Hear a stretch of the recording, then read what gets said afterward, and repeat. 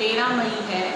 मैं आपको हिंदी का पाठ 4 हुदहुद पढ़ाने जा रही हूँ। फिर से बोलना। पाठ 4 हुदहुद। 2 दिनों की बेमौसम बारिश, तूफान और ठंडक ने पूरे मोहल्ले के बच्चों को बुरा हाल कर दिया था। कोई ना तो स्कूल जा पाया था, ना बाहर घूमने फिरने के लिए निकल सका था। 2 दिन से बहुत तेज़ बारिश हो रही थी, तूफ़ान था और ठंडक थी। इससे सब बच्चे बहुत परेशान हो गए थे। वह ना बाहर जा सकते थे घूमने फिरने के लिए और ना ही स्कूल जा पा रहे थे, क्योंकि ऐसा ही मौसम था। सब अपने घरों में ही सिमटे हुए बैठे थे। मम्मी पापा की सख्त हिदायत थी कि जब तक मौसम साफ़ ना हो जाए कोई घर से बाहर नहीं निकलेगा। ऐसे में मम्मी पापा ने इस मौसम की वजह से मम्मी पापा ने भी बच्चों को बोला कि जब तक मौसम ठीक नहीं होता कोई भी घर से बाहर नहीं जाएगा। और उसमें भी बड़ी आफत की थी कि बिजली भी गुल, और ऐसे मौसम के कारण लाइट भी नहीं थी, टीवी भी नहीं चल रहा था कि कुछ बाहर की खबर मिले या कुछ मनोरंजन हो जाए। टीवी ना चलने के कारण भी हम सब परेशान हो गए थे। जैसे तैसे करके तीसरे दिन मौसम कुछ साफ़ हुआ तो सारे बच्चे मानो कैद से आज़ाद हुए। 2 दिन के बाद जब तीसरे दिन थोड़ा सा मौसम ठीक हुआ तो सब बच्चे बाहर निकले और कुछ उन्हें राहत मिली। पार्क में काफ़ी कीचड़ था, कई पेड़ भी गिरे हुए थे, इसलिए सारे बच्चे मोहल्ले के ज्ञानू दादा के पास उनके बड़े से बरामदे में एकत्रित हो गए। वहाँ पर एक ज्ञानू दादा रहते थे जिनके पास सब बच्चे अक्सर जाया करते थे। वह उनसे मिलने के लिए गए। ज्ञानू दादा को बच्चों से बड़ा प्यार था। वे उन्हें बहुत सी कहानियाँ सुनाते थे। सुनाने के साथ साथ उनको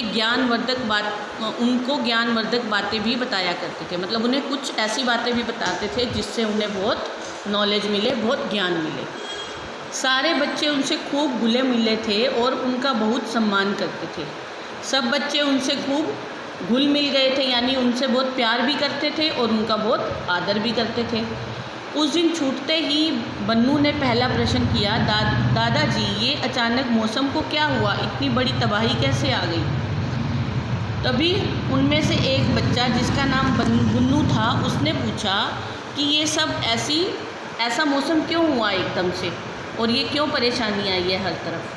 दादाजी शांत स्वर में बोले, बेटा हुदहुद के कारण। हुदहुद। सभी बच्चे आश्चर्य से चौंक उठे, भला ये हुदहुद क्या बला है? दादाजी ने आराम से बोला कि ये सब हुदहुद के कारण हुआ है। तो बच्चे बहुत हैरान हुए।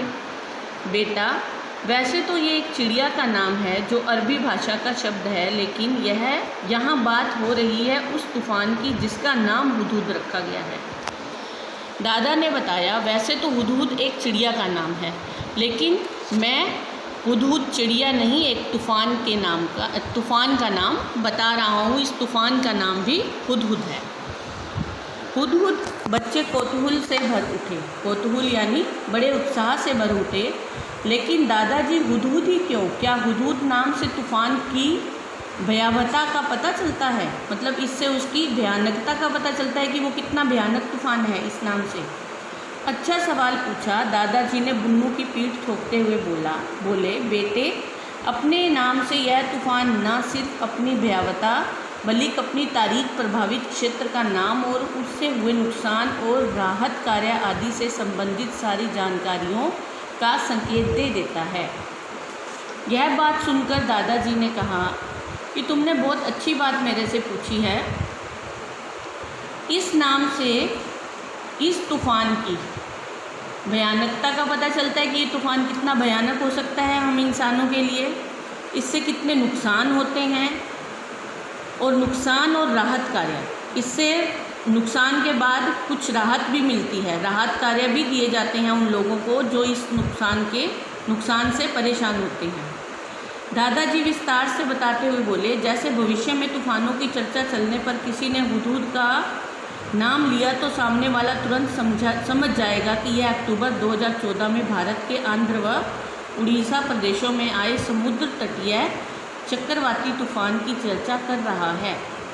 दादाजी ने अब बताना शुरू किया कि जैसे भविष्य में मतलब आने वाले समय में अगर इसका नाम लिया जाए तो ये बात समझ ली जाएगी कि एक बार क्या हुआ था। अक्टूबर 2014 में आंध्र प्रदेश और उड़ीसा में एक समुद्र तटीय चक्रवाती तूफान आया था। यह तूफान मतलब समुद्र से उठता है, जिसमें कितना जानमाल का नुकसान हुआ, राहत कार्यों की कितनी अच्छी व्यवस्था थी, इस सब बातों का हमने पता किया था। अरे वाह दादाजी, यह तो बड़ा अच्छा तरीका है ऐसी बातों को याद रखने का, मुन्नू समझदारी से बोला। तब मुन्नू ने बताया कि ये तो इस बात का तो पता लगाने का ये बहुत ही अच्छा तरीका है। बच्चों, इस पाठ को आप यहाँ तक आज पढ़िए, बाकी का हम कल पढ़ेंगे।